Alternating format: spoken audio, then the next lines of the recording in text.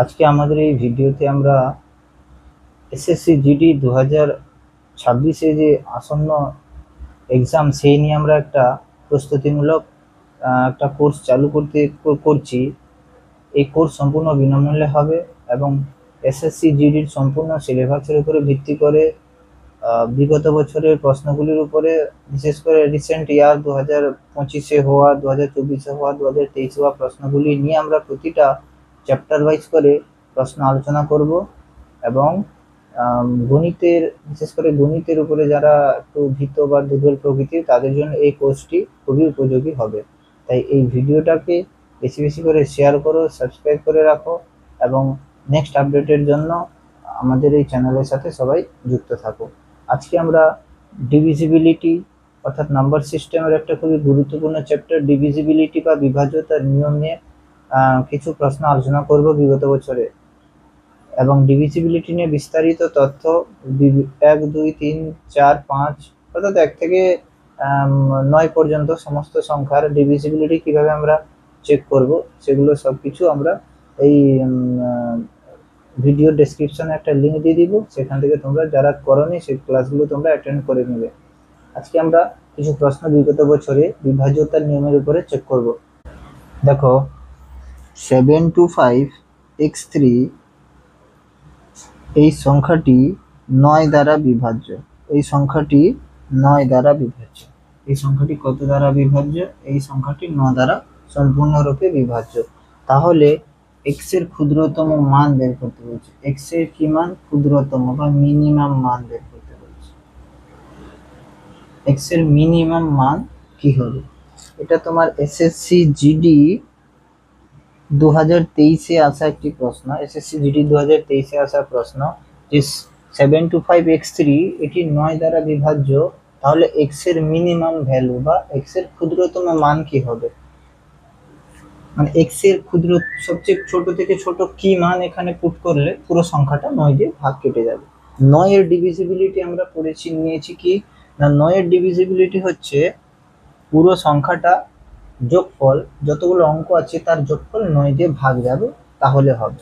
তাহলে আমরা কি বলবো না, 7 + 2 + 5 + 3, এই এক্সটাকে লাস্টে লিখছি। এই টোটালটাকে আমি যোগ করব। যোগ করলে কত হবে না, 7 2 9, 9 3 12, 12 5 17। এই যে এইটা যোগফলটা, এটা কত দিয়ে ভাগ দিতে হবে? 3 দিয়ে না, সরি, এটা 9 দিয়ে হবে। এটাকে 9 দিয়ে ভাগ দেব। তাহলে প্রশ্ন কি বলেছিল? প্রশ্ন বলেছিল এই 5 অঙ্কের একটি সংখ্যা, সেটা 9 দিয়ে ভাগ যাবে। কখন? x এর মানটা ক্ষুদ্রতম নিতে হবে, x এর মিনিমাম মান নিতে হবে।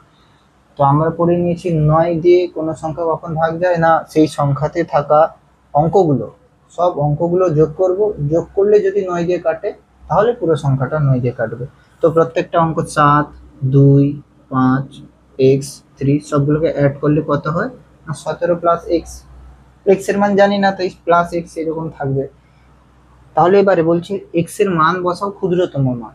আচ্ছা, আমরা x এর কি মান বসালে 9 দিয়ে কাটে? প্রথমত x এর জায়গায় যদি আমরা 0 বসাই, তাহলে কত হবে না, 17 + 0, 17 + 0 = 17। এটা 9 দিয়ে ভাগ কাটবে না। x এর জায়গায় যদি আমরা 1 বসাই, 17 + 1 = 18, 18 9 দিয়ে ভাগ যাবে। x এর জায়গায় যদি 2 বসাই, x এর জায়গায় 2 বসালে কত হবে না, 17 2 19, এটা 9 দিয়ে ভাগ যাবে না। x এর জায়গায় 3 বসালে 17 3 20, এও 9 দিয়ে ভাগ যাবে না। 4 বসালে 17 4 21, এও 9 দিয়ে ভাগ যাবে না। 5 বসালে 17 5 22, এও 9 দিয়ে ভাগ যাবে না। 6 বসালে 17 + 6 23, এও 9 দিয়ে ভাগ যাবে না। 17 + 7 বসালে 24, 9 দিয়ে ভাগ যাবে না। 17 + 8 বসালে 25, 9 দিয়ে ভাগ যাবে না। 17 + 9 বসালে 26, কেউ 9 দিয়ে ভাগ যাবে না। তাহলে এর চেয়ে আরো বড় বড় মান থাকবে। 17 + 10 বসালে কিন্তু 5 অঙ্ক থাকবে না। এটাও আমাকে দেখতে হবে। আমি 9 যে কোনো জিরো থেকে স্টার্ট করব। হ্যাঁ আরেকটা, হ্যাঁ জিরো তো বসিয়েছি। যখনই ক্ষুদ্রতম বৃহত্তম বলবে এক্স, দেখো একটাই অঙ্ক হবে, কারণ আমাকে প্রশ্নে বলা আছে যে পুরো যে সংখ্যাটা সেটা 5 অঙ্কের সংখ্যা। তাই আমরা কি করব, এখানে 0 থেকে 9 পর্যন্তই অঙ্ক বসাতে পারবো। 10, 11, 12 তো বসাতে পারবোই না, কারণ 10, 11, 12 এগুলো বসালে 5টা তো অঙ্ক আর থাকবে না। যদি এখানে আমি 11 বসাই তাহলে 1, 2, 3, 4, 5, 6 অঙ্ক হয়ে যাবে। সংখ্যা আমাকে 5 অঙ্কেরই নিতে হবে। সংখ্যাটা কত অঙ্কের হবে? 5 অঙ্কের হবে। সংখ্যাটা হবে 5 অঙ্কের হবে। তাই আমি 9 পর্যন্ত মানই নিব, 0 থেকে 9 পর্যন্ত মান। তো 0 থেকে 9 এর মধ্যে আমি দেখতে পাচ্ছি কেবলমাত্র একই এমন একটা মান যেটা দিয়ে ভাগ কাটছে, আর এটা ছোট। যদিও যদি এটা অন্য কোনো একটা যোগফল বেরোতো তখন হয়তো 2-3টা মান বসালে তখন কেটে যেত 9 দিয়ে। তখন আমরা কি করতাম, সবচেয়ে ছোট বলেছে তাই আমরা যেটা এক দিয়ে কাটবে, মানে যেটা তোমার সবচেয়ে ছোট মান হবে সেই মানটা আমরা বসাবো।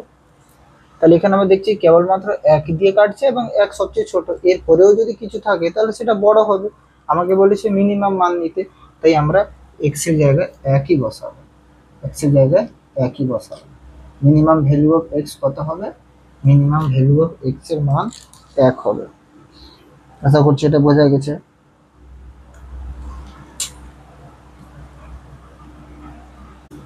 638A 435, এটা তোমার হবে 7 অঙ্কের সংখ্যা। এটা কত অঙ্কের সংখ্যা হবে? না, এটা হবে 7 অঙ্কের সংখ্যা।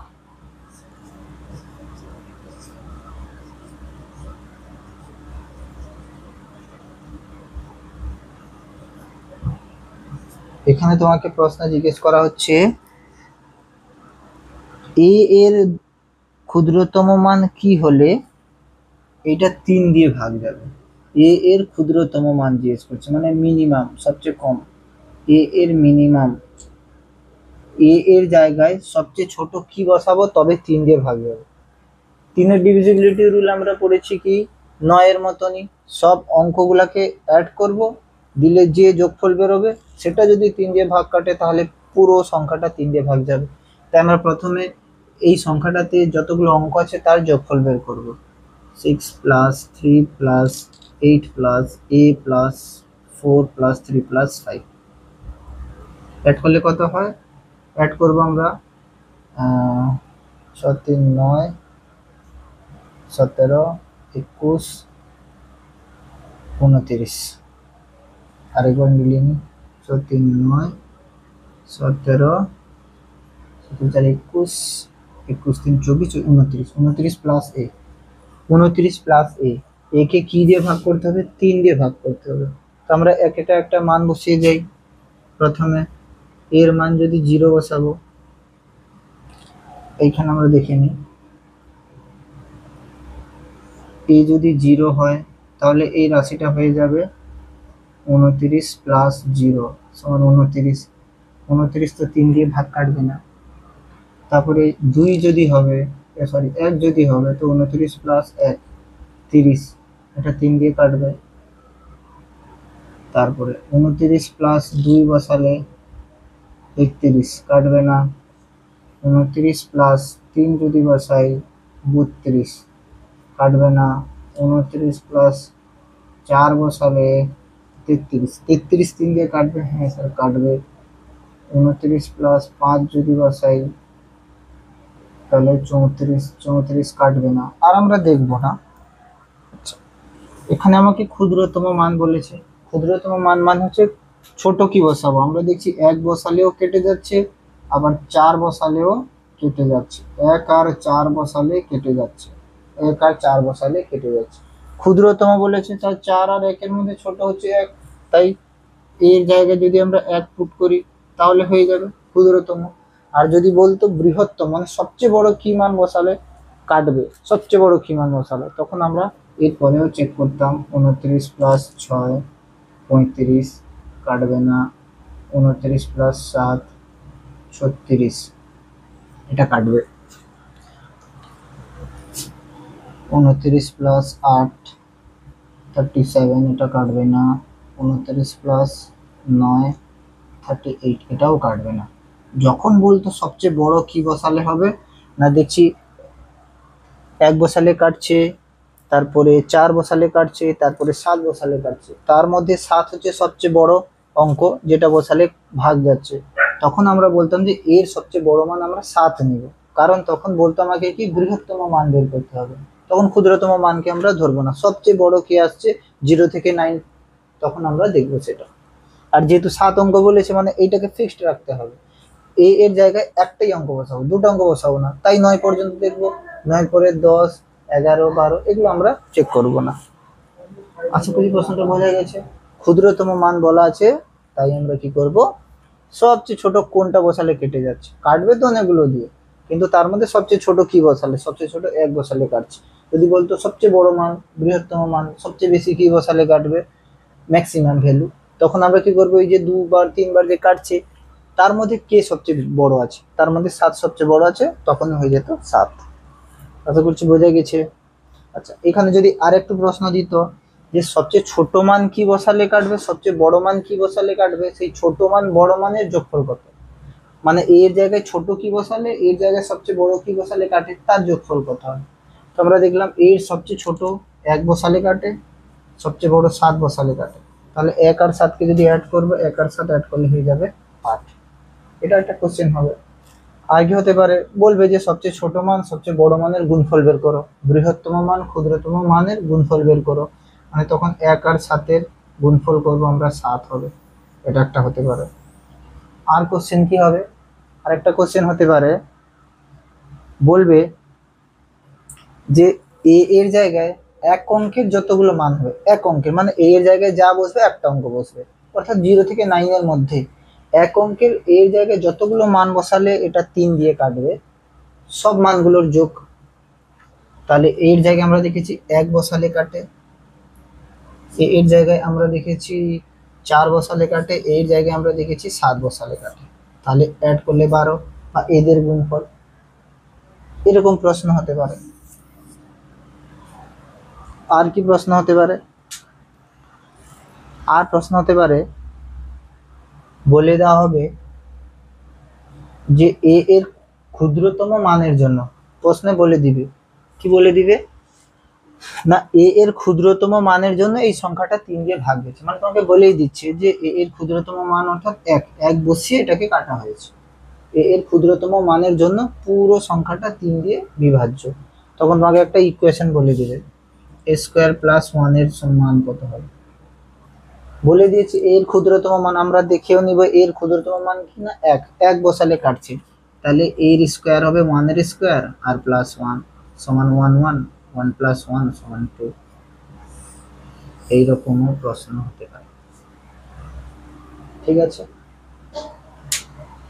অনেক রকমের প্রশ্ন হতে পারে, কিন্তু লজিক সেম, মিনিমাম ম্যাক্সিমাম ক্ষুদ্রতম বৃহত্তম এগুলো আমাদেরকে দেখতে হবে, এবং এগুলোর উপরে ভিত্তি করে অনেক রকম প্রশ্ন থাকতে পারে, সেটা আমাকে মনে রাখতে হবে।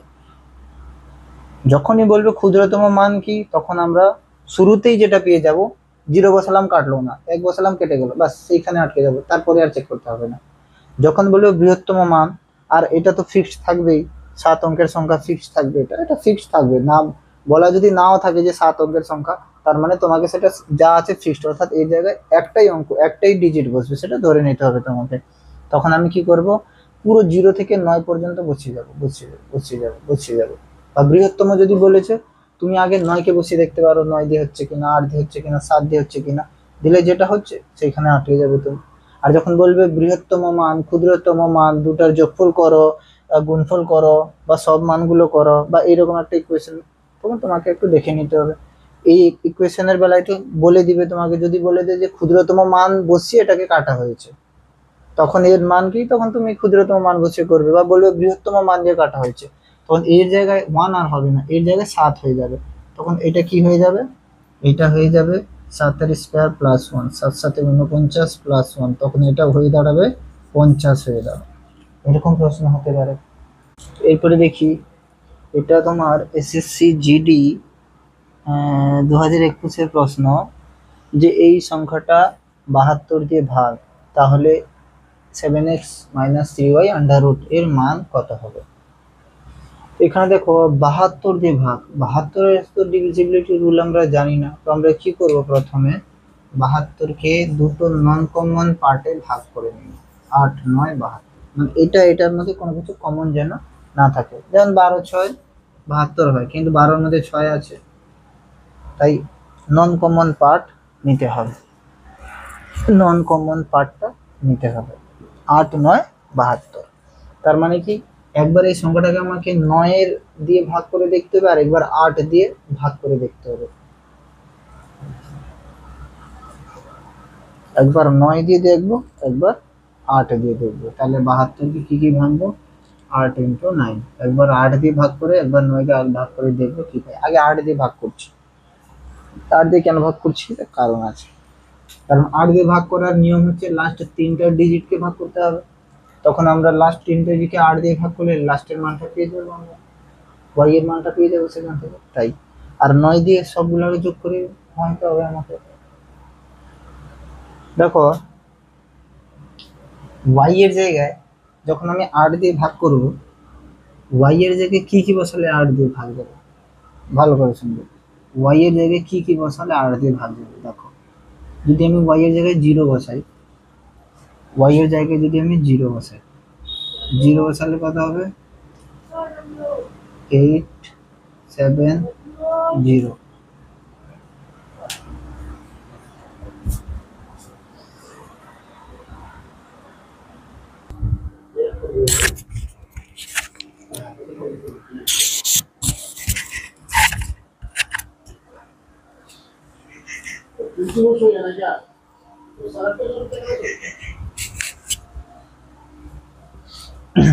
তো দেখো ওয়াই এর জায়গায় কি মান বসালে, ওয়াই এর জায়গায় কি মান বসালে 8 দিয়ে ভাগ যাবে। ওয়াই এর জায়গায় যদি 0 বসাই তো 870, 870 ওয়াই দিয়ে ভাগ যাবে না।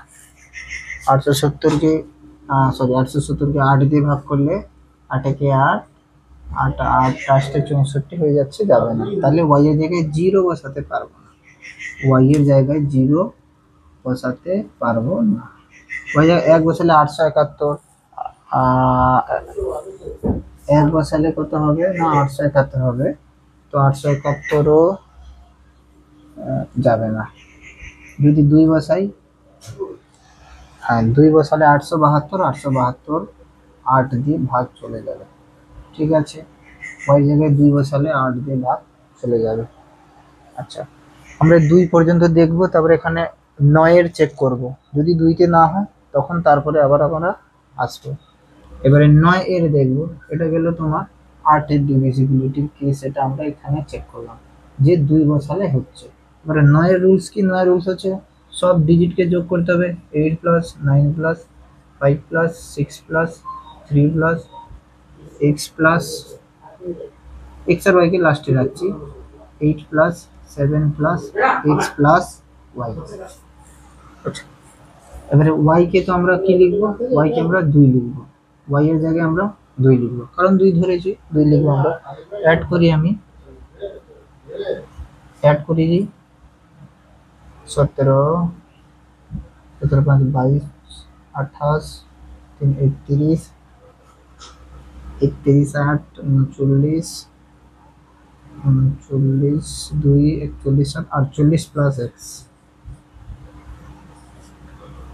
48। এক্স এর জায়গায় কি বসালে 9 দিয়ে কাটবে, এক্স এর জায়গায় যদি আমরা 1 বসাই তাহলে কত হবে, 48 প্লাস 1 সমান 49। 49 9 দিয়ে ভাগ যাবে না, তাহলে যদি 2 বসাই 50, তাও ভাগ যাবে না।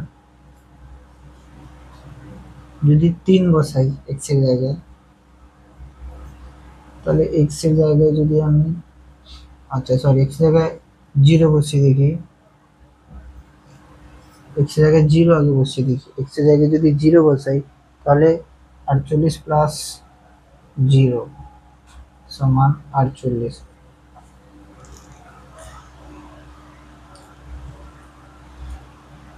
যাবে না।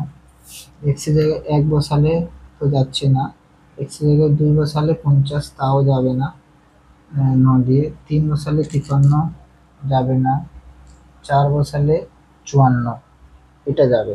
যদি 4 বসাই তাহলে কত হয়ে যাবে? 48, সরি 48 প্লাস 4 52 যাবে না। 5 বসালে 48, 5 53, এবং 9 দিয়ে ভাগ যাবে না।